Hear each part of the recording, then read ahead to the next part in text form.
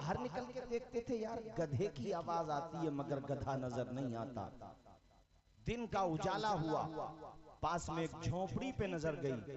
انہوں نے سوچا کہ یار یہاں جا کے پوچھتے ہیں کہ یہ رات میں آواز کیوں آ رہی تھی, کس کی آ رہی تھی. قریب میں پہنچے تو وہ مکان ایک بوڑھی عورت کا مکان تھا.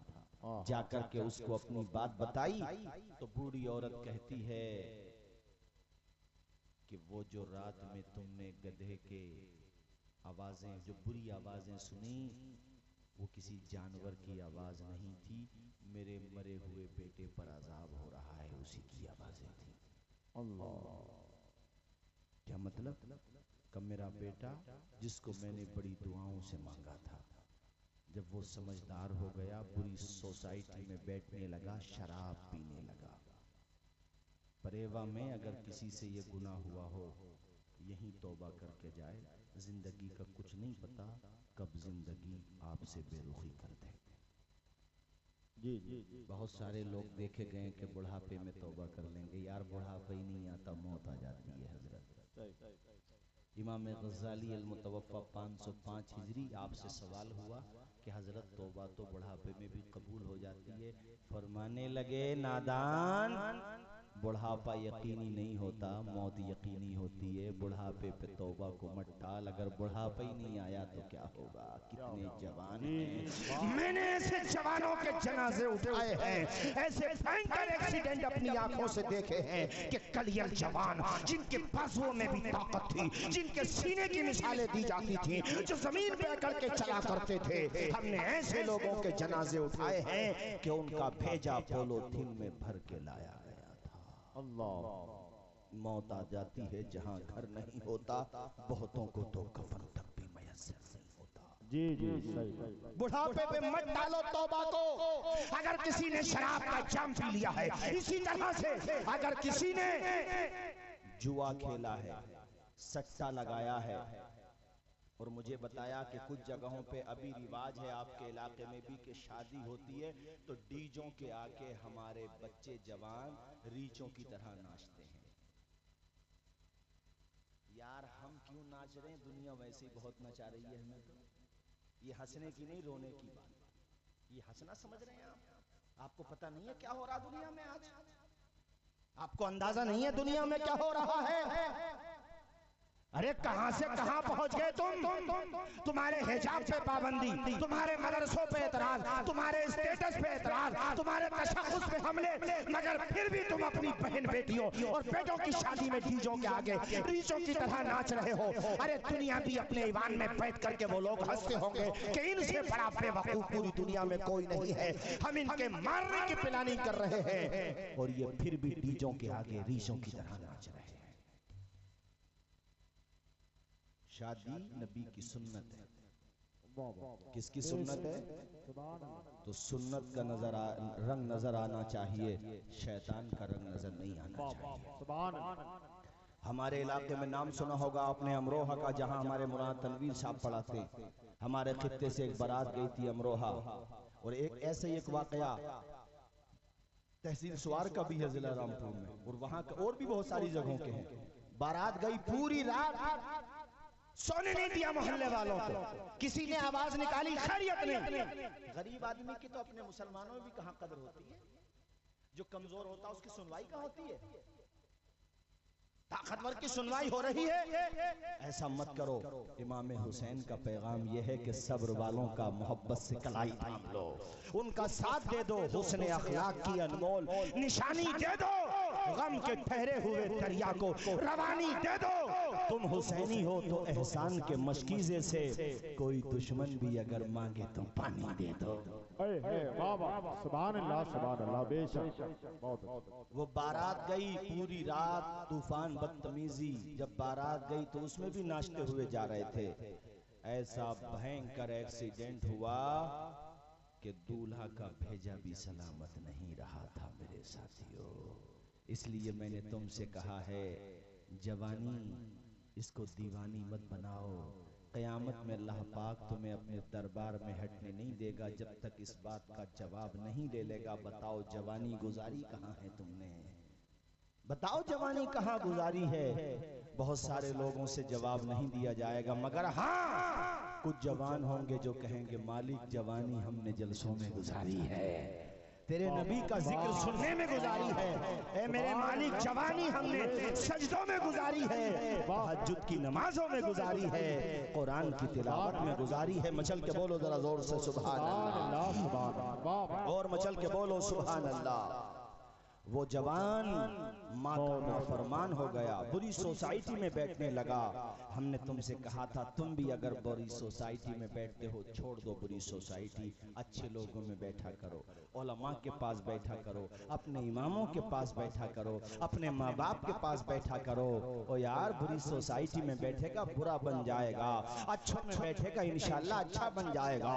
یہاں جلسے میں جو بھی آیا ہے کچھ نہ کچھ تو سیکھ کے جائے گا، اور اگر وہ بری محفل میں جائے گا وہاں سے بھی گناہ ساتھ لے کر کے آئے گا، اچھوں میں جائے گا انشاءاللہ نیکیوں کا ذخیرہ لے کر کے آئے گا۔ اسی طرح اس کا بوڑھا، اس کا جو جوان بیٹا تھا اس بوڑھی عورت کا، وہ شرابی بن گیا۔ ماں کہتی ہے رات کو شراب پی کے شام کو یا رات کو جب وہ واپس آتا میں اس سے کہتی میرے لال تو شراب مت پیا کر، یہ بری عادت ہے، اچھے لوگوں میں بیٹھا کر بروں میں مت بیٹھا کر۔ تو میرا بیٹا مجھ سے کہتا تھا اے بوڑھی عورت تو گدھے کی طرح مت کہا کر مجھ سے۔ اپنی ماں کو گدھا کہہ کر کے بلاتا تھا، گدھی کہہ کر کے بلاتا تھا۔ ماں ماں ہوتی ہے، صبر کرتی رہی۔ ماں روتے ہوئے کہتی ہے ایک دن میرے دل سے بد دعا کے الفاظ یہ نکلے کہ تو مجھے گدھی کہتا ہے، خدا کرے کہ تو ہی گدھا بن جائے۔ کہتے ہیں یہ کہنا تھا، میری یہ بد دعا قبول ہو گئی، میرا بیٹا مر گیا، اور اب جب سے مرا ہے روزانہ قبر سے سورج غروب ہونے کے بعد اس کی قبر سے گدھے کی طرح آوازیں نکلتی رہتی ہیں۔ یہ تمہیں میں نے اس لیے سنایا ہے تاکہ تم بری سوسائٹی سے دور رہو، اپنے معاشرے کو پاک صاف کرو، اچھا کرو۔ میں تو یہ چاہتا ہوں اللہ کی قسم کہ کوئی پریوا میں گزرے مثال دے کہ جلسہ بھی بے مثال ہوتا ہے اور یہاں پہ عمل سبحان اللہ بے شک، واہ واہ۔ ابھی میں کہہ رہا تھا مولانا عبد المتین صاحب سے کہ ایسا اسٹیج بھی کہیں نہیں ملا ہوگا، جیسا اسٹیج آپ نے بنایا ہے ایسا اسٹیج بھی کہیں نہیں بنتا ہوگا ماشاءاللہ۔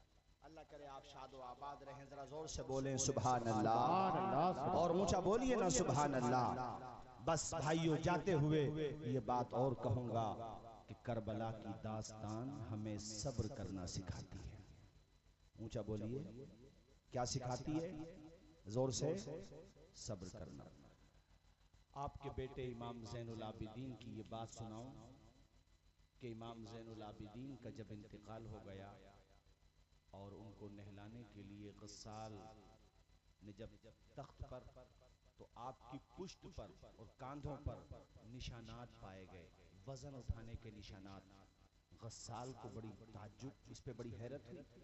آپ کے خادم سے پوچھا گیا تو خادم نے بتایا کہ امام زین العابدین رات کے اندھیروں میں غریبوں میں جا کر کے راشن پہنچا کر کے آتے تھے، کھانے کا سامان پہنچا کر کے آتے تھے۔ شہید اعظم کانفرنس کرنے والے ہمارے حسینی کمیٹی کے جیالو، تو میں ایک کام اور سونپ کر کے جا رہا ہوں، موسم سردی کا شروع ہو گیا ہے، کچھ پیسہ جلسے والی اس چندے میں سے بچا ہوگا، باقی اور اکٹھا کرو، گرم گرم بلینکٹ خریدو، لحاف خریدو، اور اپنے پریوا میں جو بیوہ عورتیں ہیں، بچے یتیم ہیں، جو کمزور لوگ ہیں، نمائش کے لیے نہیں، اخبار والوں کو بلا کر کے نہیں، رات کے اندھیرے میں ان بہنوں بھائیوں بچوں کے گھروں میں جا کر کے وہ گرم کپڑے پہنچا دو۔ تو پلٹ کے نہیں آئے گا، میرے خدا نے چاہا تو اللہ پاک تجھے اپنے کرم سے اس کا بہتر صلہ عطا فرمائے گا۔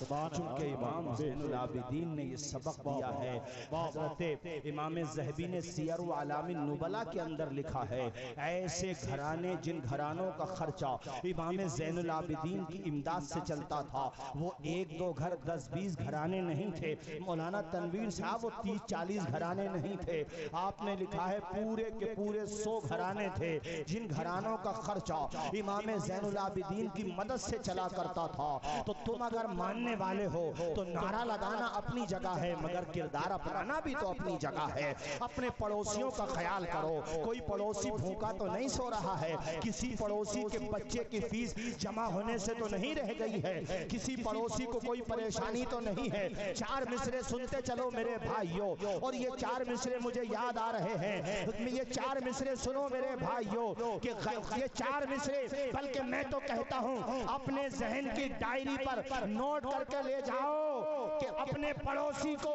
راضی رکھو اور اس کی مدد کر دو تنہائیوں میں، خیر کو اخلاق سے اپنا بنانا سیکھ لو، رنج و غم کے سائے میں بھی مسکرانا سیکھ لو، دیکھنا دنیا جھکے گی، خود تمہارے سامنے تم خدا کے سامنے سر کو جھکانا سیکھ لو۔ روح کی پیاس کو اخلاق کا پیالہ دے دو، اپنی قسمت کے اندھیروں کو اجالا دے دو، اپنے روٹھے ہوئے مولا کو منانا ہو اگر اپنے حصے کا پڑوسی کو نوالا دے۔ امام زین العابدین 100 گھرانوں کا، یہ بات ہم نے اخبار والی اس لیے کہی کہ بعض لوگ 1000 کے 4 لحاف خرید کے لاتے ہیں اور غریب عورتوں کو لائن میں کھڑا کر کے اخبار میں فوٹو چھپواتے ہیں کہ فلاں سیٹھ صاحب نے غریبوں کو دان کیا۔ ابے او سیٹھ کی پوچھ، اللہ سے ڈر، نمائش مت کر، اگر وہاں پہ تیری بہن بیٹیاں کھڑی ہوتی فوٹو کھنچواتا تو 250 روپے کے لحاف دے رہا اور غریبوں کی نمائش کر رہا ہے۔ میں نے ایک فیس بک پہ فوٹو دیکھا، ایک کمبل ہے 500 روپے کا اور 10 لوگ ہاتھ میں لے کے فوٹو کھنچوا رہے ہیں۔ اب ایسی نمائش سے کیا فائدہ؟ اللہ سے ڈر، خاموشی سے جا کے غریبوں کی مدد کر دیا کر۔ ہاں یہ بتا سکتے ہو کہ ہماری کمیٹی نے یہ کام کیا ہے، ان کے نام مت بتاؤ جن کو انعام دیا ہے۔ بات سمجھ آ رہی ہے؟ ارے سمجھ آ رہی ہے کہ نہیں بات؟ بولو جی جی بابا، یہ کام ہونا چاہیے کہ نہیں ہونا چاہیے؟ امام علی مقام نے یہ پیغام کربلا سے دیا کہ خود نہ پیو دوسروں کو پلاؤ، بابا بے شک، خود نہ کھاتے تھے اوروں کو کھلا دیتے تھے، ایسے صابر ہیں محمد کے گھرانے والے۔ یہ میں تمہیں بار بار کہہ رہا ہوں کہ اپنے آپ کے اندر صبر کا جذبہ پیدا کرو۔ ہمارے یہاں چھوٹی چھوٹی باتوں پہ جھگڑے ہو جاتے ہیں، چھوٹی چھوٹی باتوں پہ جھگڑوں کو ختم کرو، پیار سے رہو، محبت سے رہو اور دوسروں کی مدد کرنے کا جذبہ پیدا کرو۔ یہ بلینکٹ والی بات میں نے کئی جگہ جلسوں میں کہی تو میرے پاس بعد میں فون آتے ہیں، لوگ بتاتے ہیں کہ حضرت ماشاءاللہ لوگوں میں اس کا اثر ہوا۔ بھئی 10 لوگوں کی کمیٹی بنا لو، 20 کی کمیٹی بنا لو، 50-100 لوگ ہو کمیٹی بنا لو، اور کمیٹی بنانے کے بعد اپنے 1000 2000 5000 جتنا بھی جس کا حساب ہے اکٹھا کر لو، اور میں سمجھتا ہوں 30,000 روپے بھی اکٹھا کر لیے تو انشاءاللہ 1000 روپے کے ریٹ سے 30 کمبل تو آ ہی سکتے ہیں، 30 اور وہ پھر لحاف کمبل خرید لو، لحاف خرید لو۔ اس کا طریقہ یہ ہوتا ہے کہ کوئی ممبر تمہارا کسی محلے کا ہے، اس کو پتا ہوتا ہے کہ ہمارے محلے میں کس کی مالی حالت کمزور ہے، کس کے گھر پہ اوڑھنے کا سادن نہیں ہے، خاموشی کے ساتھ وہاں تک پہنچا دو، وہ بڑی دعائیں دے گا تمہیں۔ تم نے بخاری شریف کی یہ حدیث شریف نہیں پڑھی ہے؟ آقا کی پیاری حدیث جلسوں میں نہیں سنی ہے کہ میرے نبی فرماتے ہیں پہلی امتوں میں ایک بدکار عورت تھی، گناہگار عورت تھی۔ بدکار کا لفظ سمجھ سکتے ہو کتنی گناہگار ہوگی؟ راستے میں گزر رہی تھی، کنویں کے پاس پانی پینے کے لیے گئی، اس کنویں کے پاس اس نے دیکھا ایک پیاسا کتا ہے جو پیاس کی وجہ سے اپنی زبان باہر نکال رہا ہے، مگر وہ پانی نہیں پی پاتا چونکہ پانی کا کافی گہرائی پر تھا۔ وہ بار بار بیچارہ پیاس کی وجہ سے کنویں کے پاس جاتا ہے مگر پلٹ کر آ جاتا ہے، پھر جاتا ہے پھر پلٹ کر آ جاتا ہے، یہاں تک کہ عورت نے اپنے پاؤں کا موزہ نکالا اور اس کے بعد پانی کنویں سے نکالا اور اس موزے کو اس کتے کے منہ پہ نچوڑ دیا۔ وہ کتا پانی پی کر کے دم ہلاتا ہوا چلا گیا۔ اللہ کے پیغمبر فرماتے ہیں کہ اللہ تعالیٰ کو اس عورت کی یہ عطا اتنی پسند آئی کہ رب نے اس کے اسی عمل کو جنت میں جانے کا ذریعہ بنا دیا. جب ایک پیاسے کتے کو پانی پلانے کا اتنا ثواب ہے تو کسی پیاسے انسان کو پانی پلانے کا کتنا ثواب ہوگا, کسی پیاسے کو, کسی بھوکے کو کھانا کھلانے کا کتنا ثواب ہوگا, کسی غریب انسان کی مدد کرنے کا کتنا ثواب ہوگا. بے شک سبحان اللہ. ذرا اونچا بولیں, امام حسین کے نام پہ ہاتھ اٹھا کے بولیں سبحان اللہ. میں چاہتا ہوں ایک مرتبہ سارے لوگ بولیں یا حسین یا حسین یا حسین. کتنا زمانہ گزر گیا مگر آج تک دلوں میں زندہ ہیں حسین. یزید ختم ہو گیا, حسین آج بھی زندہ ہیں اور ہمیشہ زندہ رہیں گے. کیوں؟ اس لیے کہ انہوں نے غریبوں کی مدد کی, دین کے لیے اپنا گھر قربان کر دیا. میں بھی گاندھی جی کا اسٹیٹمنٹ پڑھ رہا تھا.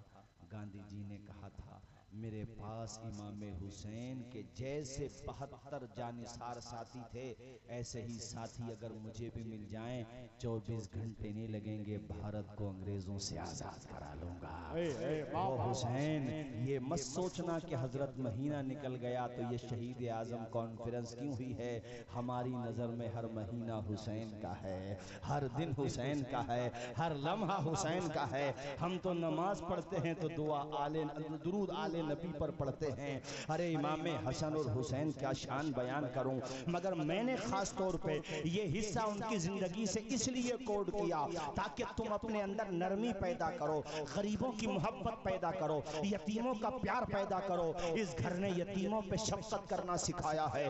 آج تمہیں یہ بھی بتاتا چلوں کہ تمہاری نظر میں ہو سکتا ہے ستار گنج کا محل بہت اچھا ہو, پیلی بھیت کا مال بہت اچھا ہو سکتا ہے تمہاری نظر میں وہ گھر بہت اچھا ہو جس میں ٹائلز لگی ہوئی ہے, ہو سکتا ہے تمہاری نظر میں کوئی بنگلہ بمبئی کا بہت اچھا ہو, دلی کا کوئی روٹ محل بہت اچھا ہو, مگر یاد رکھو حسین کے نانا فرماتے ہیں سب سے اچھا گھر وہ گھر ہے جس گھر میں کسی یتیم بچے کی پرورش کی جا رہی ہو, جس گھر میں کسی یتیم کو سہارا دیا جا رہا ہو, اور سب سے برا گھر وہ گھر ہے جس گھر میں کسی یتیم پر ظلم کیا جا رہا ہو. تو بس میری تقریر کا بھی وقت مکمل ہو گیا, جتنا مجھے وقت دیا گیا تھا. اب گھڑی اوپر چل رہی ہے, مگر آپ کی محبت اور آپ کا پیار کہ میں نے چند باتیں آپ کے سامنے مزید عرض کر دی. آخر میں یہ بات بھی کہوں گا